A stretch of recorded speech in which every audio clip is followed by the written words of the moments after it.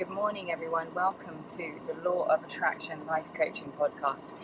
Got some exciting news to start off with. If you haven't seen already, I am now launching an aromatherapy brand, and all of the products will be handmade. They will be vegan. They will also be completely safe for you to use, and using some of the wonderful natural products that we find across the world to allow you to help yourself in a holistic way. So today I wanted to talk to you a little bit about settling. Now, the question is, are you settling in your relationship? And unfortunately, loads and loads of people are settling. And I don't know why people do this. Well, I do know why people do this. But I don't know why people do this, because you're setting yourself up for a real failure. Now, I want to talk a little bit about what a good relationship looks like. Now, a good relationship is not one where you and your partner entangle and entwine into some sort of two-headed beast. Okay, don't get raunchy now. I mean that you lose yourself. Now, a lot of people lose themselves in relationships. You know, they have these great big romantic ideals for a relationship where they think, they're going to have suddenly become this kind of two-headed beast with this other person, that their partner's going to complete them. You complete me. And that, they were this half person, you're my other half, and all this bollocks. And if you're coming from that perspective, you're going to team yourself up with somebody else who is also a half person, who also isn't capable of being on their own, who also has really unrealistic and unhelpful perspectives about what love and romance is. Now, what does a good relationship look like? Because that's the other half of this question, really, isn't it? So a good relationship, to my mind, has completely open and honest communication. Okay, now I say to my girlfriends, have you told your partner this? And if my girlfriends are talking to me more than they're talking to their partner, so they're saying, oh, my partner did this and my partner did that, and I didn't like it when he did this and I didn't like it when he did that. If you're one of those people and you talk to your girlfriends or your boyfriends or your male friends more than you talk to your partner, that is why you have problems in your relationship.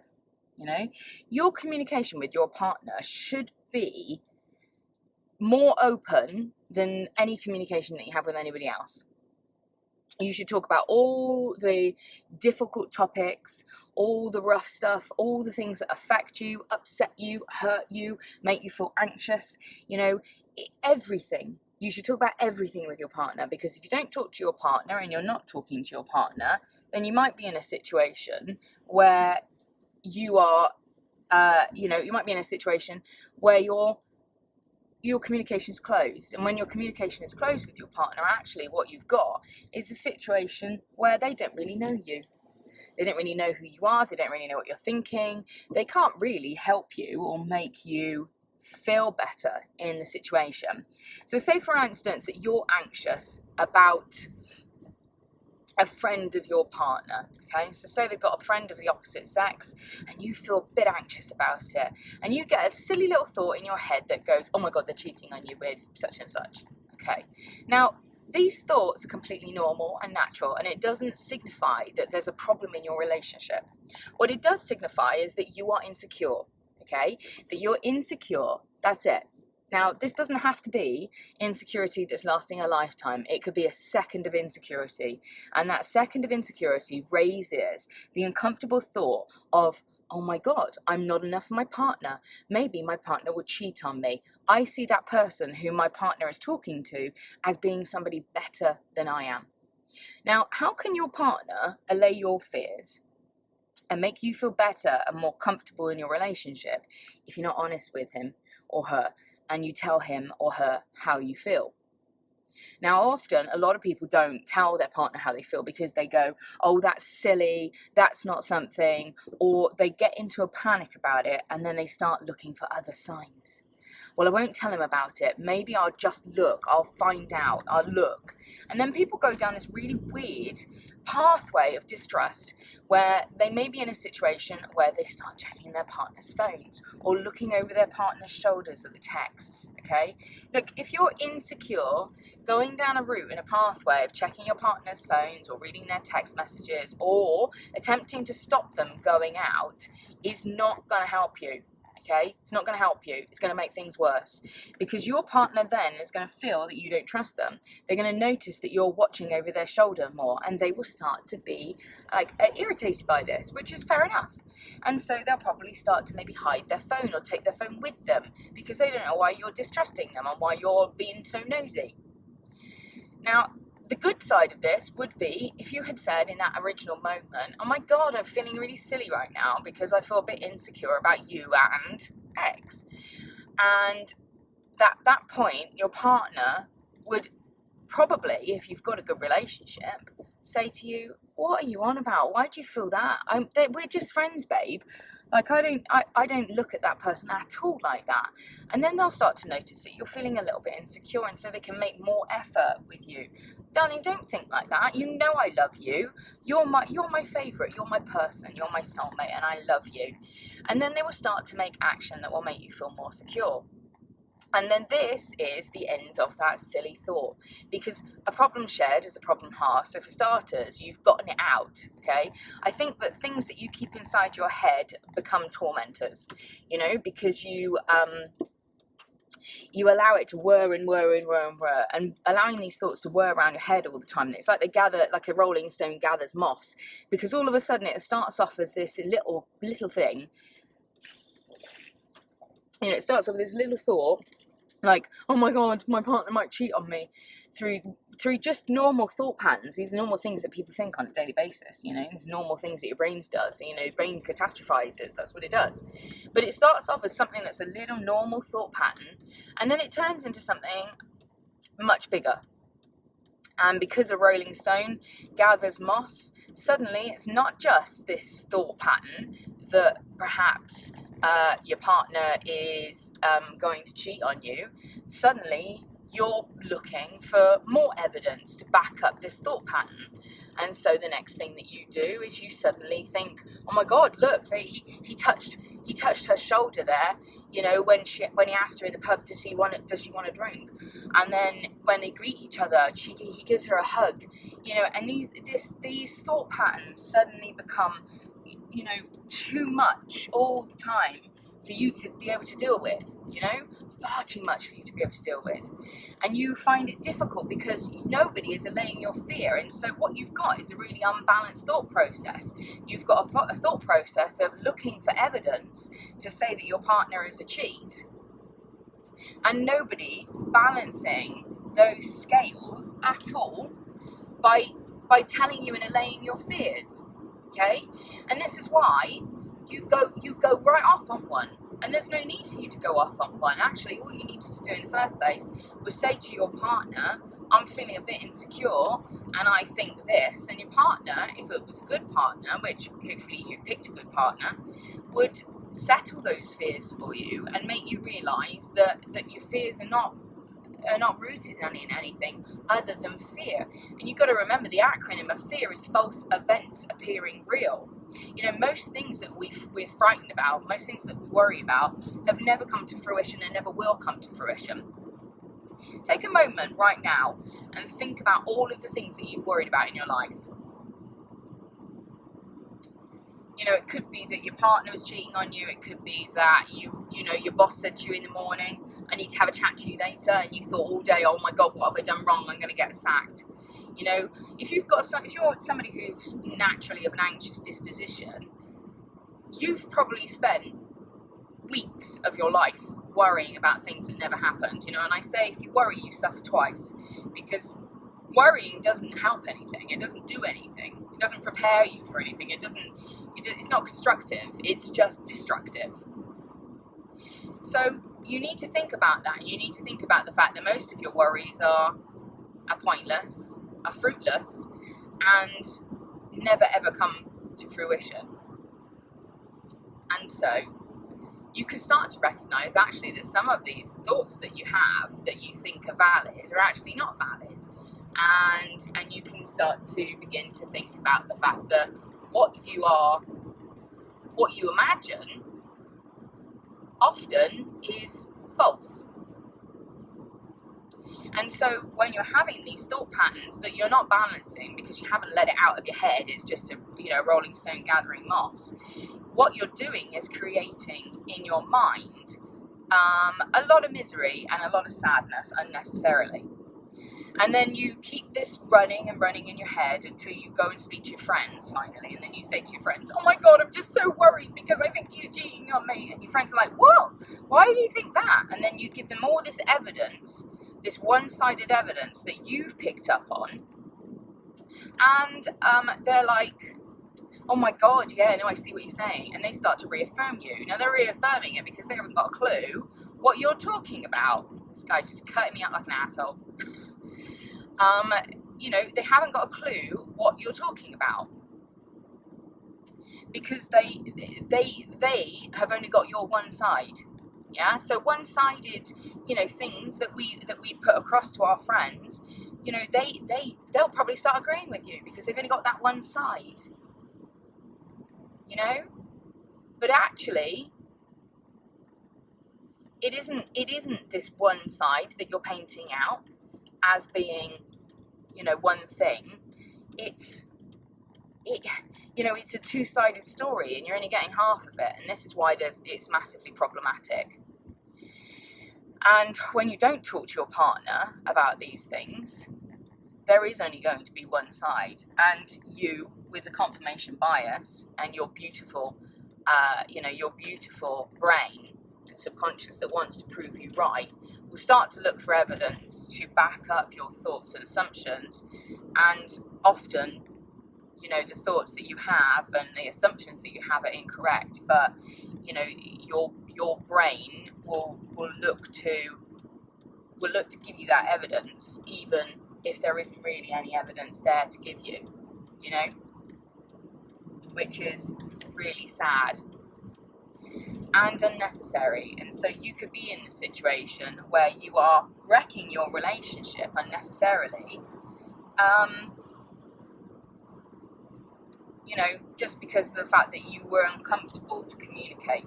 Now, if you've got a partner who you don't want to communicate with and tell the truth to, your relationship is going to be bad. Okay? It's going to be bad because communication is really, really vital. Yeah? It's so vital. And the best relationships that I have ever had has been one that just gets knee deep in absolute mucky emotional shit. And if you're in a relationship where you're not getting knee deep in mucky emotional shit, you're not going to work. It's not going to work. If you spend more time talking to your friends about who you are and what you want and what you need, you're having a more honest and earnest relationship with your friends than you are with your partner, and that's doomed to fail from the start. And it's so, what are you doing? Why do you do that? I've known people in relationships that have been it's like they get into a war of like who's gonna win. I was talking to a girl yesterday who at work, and she's not got a very good relationship at the moment, but she's settling. And she was telling me a bit about her relationship. I've only just met her, but me being a life coach, can't help but get involved. So she's got a relationship with a guy who doesn't treat her particularly well, and she kind of invalidates her feelings a lot, and she says, oh well, maybe he's not that bad, and blah blah blah. But if you've been dating a guy for a year and he's already dropped his A game, and he's already shown you his mask. I saw that I posted up on a meme the other day on Facebook, about a young lady lying in bed with a guy who was like red, and she was repainting him back to skin colour, and it was like, stop repainting somebody after they've already shown you their true colours.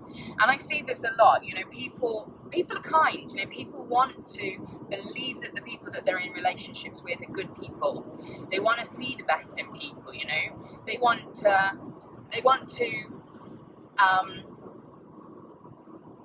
be hopeful. But there's a difference between being hopeful and seeing the best in somebody and then willfully ignoring the worst in somebody and being ignorant. And I think, unfortunately, in this day and age, we've all been painted a lot about fairy tales and about Prince Charming and all this, find your princess and blah, blah, blah. And it's all really detrimental to your mental health. The truth of it is that relationships are hard work and they're mucky, and you have to be vulnerable and you have to be open and you have to tell people how you feel, and that can feel really uncomfortable. But I see in a lot of relationships that people are, they come to me and they talk to me about their problems with the relationships, and we're having a more honest relationship than they are with their partner. And I'm like, have you told your partner you feel like this? Oh no, I couldn't, no. Well, why? What are you doing? Communication is king. You must talk to your partner about everything. I have the muckiest, most dirtiest conversations, and not in a sexy way, with my partner about my feelings, about the things that I think, about the things that I'm feeling. Because if I don't tell him, then we won't have a good relationship. And my partner's excellent, and he puts up with a lot from me because, I've got complex post-traumatic stress disorder. I've got generalized anxiety. I've suffered really severe depression in the past. I'm not a walk in the park all the time. I've done a lot of work, but sometimes I'm not good. I'm not good to be with, But if I wasn't open with him and explained to him in those moments that it isn't anything to do with him, that I'm feeling this because of this, that I reacted badly because of that, then he would think that it was something that maybe that he'd done wrong, or that it would be something to do with him or something to do with our relationship, and then that would trigger off in him anxiety unnecessarily and worrying, and this Rolling Stone gathers moths and butterflies. But so what are you doing? Now, the other part of this conversation is that people are willfully ignoring shit people. Yeah, you are dating somebody who's not good for you, who's not a good fit, who's not a nice person, who you complain about all the time, and you're doing that because why? Because you're frightened of being alone. That's it. You're frightened of being alone. And what's so wrong about being alone? Some of my happiest times in my life have been when I've been on my own. If you don't love yourself and you can't spend time with just you've got to question why that is. Because a lot of people live in a world of distraction from their anxieties and their pains and all that sort of stuff. But distraction is temporary and will always be temporary. And if you're living a life of distraction, that's a life of instant gratification. And you know what I think about that. So the question is, when you learn to be somebody on your own who enjoys life on their own and is capable of spending time alone, because you are a wonderful, complete person who does the work. The work, I'll say this a lot, the work is working on yourself to fix and amend the problems that your parents and life have instilled upon you as a child. Now, what we do is we go and look for relationships that are akin to the ones that we had when we were children. Now this, if you grew up in a tempestuous home or a difficult home, or you had a parent that left you or anything like that, if you're in a situation like that, you will look for relationships that are not good for you, okay?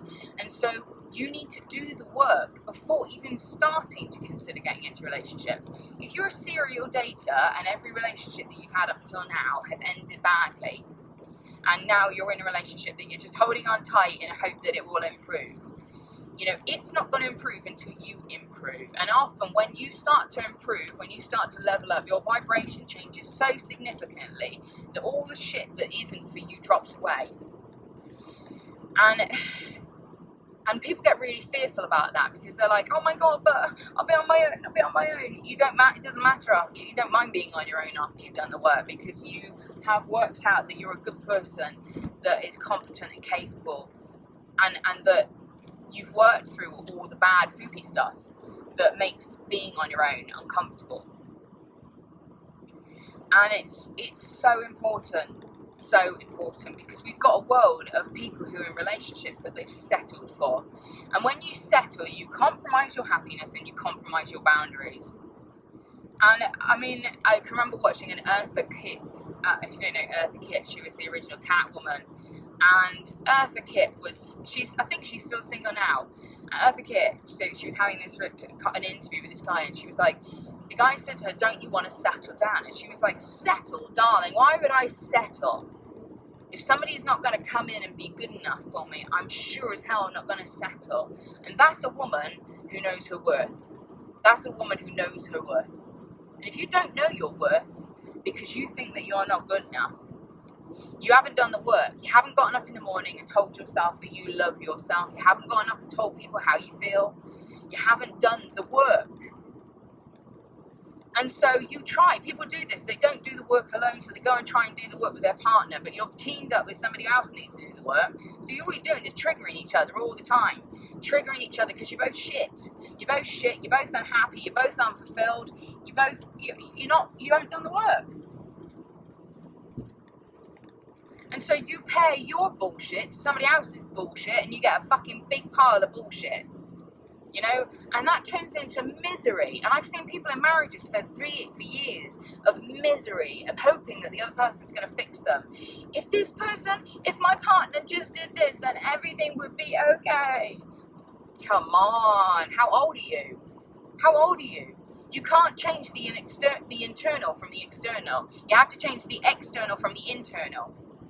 So what are you doing? You know, what the heck are you doing? And it's such a sad thing to see that so many people do this process, and they think that they think that somebody's going to come in and rescue them and change their lives. They're not. The only person that can change you and make your life different is you, and that's that. Period. Yeah, you can work with somebody. You can get a life coach. You can get a psychiatrist. You can get a relationship expert. You can do anything you want. You can work all that stuff, but unless you're willing to do the work, nobody can change you. You know, my clients come to me and they don't do anything that I suggest that they do. They just hope that having a chat with me is going to change their life. They're going to be sorely disappointed and 50 quid less off. You know, and if I get a client like that, I'm going to be like, mate, this isn't going to work. You know, but so far, touch wood, I've never had a client that hasn't been ready to come and do the work with me, because I don't think generally people don't seek people out that, you know, when to do work if they're not ready to do the work. So the big question is why are you settling? Because often it comes from the point that you don't think you're worth much. You don't think you're good enough, and so you take less than what you deserve. And this leads you into a relationship with somebody else who's willing to be with somebody who's willing to take less than what they deserve. You know, your energies, you're a magnet. You attract somebody who's like you. So you get two people together who think that they're not worth anything, hoping that the other person's going to fill them up, hoping that the other person's going to make them happy and do the work for them. And then they realise, actually, you know, a few years down the line, when you're neck deep in bullshit, that they're not fixing you. And then you feel indebted to this person and you feel trapped. And you're like, but we've already spent so long together. You know, we've been together this many years. How can I break up with them now? And you do love them in some way, but you can only really half love somebody when you only half love yourself. Ooh, some big talk there. Say it again. You can only really half love somebody when you only half love yourself. You know, how the relationship you have with yourself is an inner projection of the relationships that you can have exterior to you. So really, when you pair yourself with somebody when you don't love yourself, you're not only doing yourself an injustice, but you're doing them an injustice, because you can't love them like they should be loved. You know, and love is this wonderful giving thing.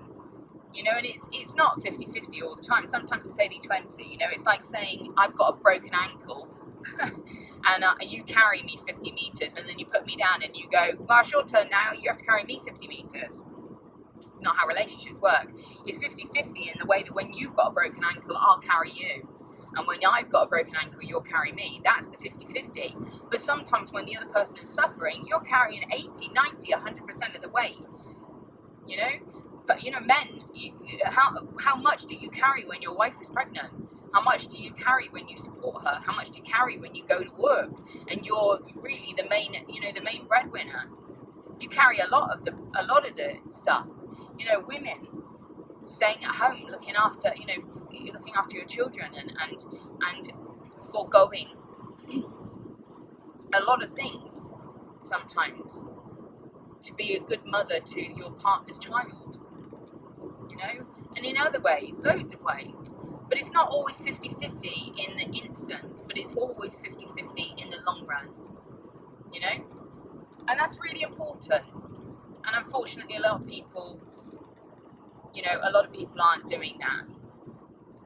They're not doing that. So stop settling, guys, because you don't need to settle. There is going to be somebody out there who's perfect for you. You just have to be patient, and you have to wait, you know. So do the work on yourself. Spend the time on yourself to make sure that you're a whole person coming to a relationship, not a half person coming to a relationship, because you don't want to be half with somebody else, you know. You want to be a whole person who's loving a whole person, and you two are making beautiful, sweet music together, because you've got all the notes to play, not just half a fucking piano, you know. And you should complement each other, you know, not literally. I mean, obviously you should do that as well, but this relationship should be complementary to each other. It should be so beautiful and so wonderful that you always feel loved, that you always feel respected, that you always feel joy. And if your partner's not bringing those things to you, then they're probably not the right person for you. So some really big talk, guys, in a morning drive to work. Yeah, I'm back on campus again, so boom, we're here, we're living it. I'm bloody tired. I'm really tired at the moment, but you know, it's all cool. We're working, we're doing stuff, it's fine. Things are kind of getting back to normal. I hope you guys are looking after yourselves. Try not to get too, you know, het up in all of the all of the COVID stuff. Try not to get too stressed about it all, because, you know, really it's not, you know, there's no real need to be really stressed and anxious about it all, because actually that will make your immune system get worse. So look after yourself as much as you can, and I love you very much, guys. So I'll speak to you all soon. Be good, look after yourself. Bye.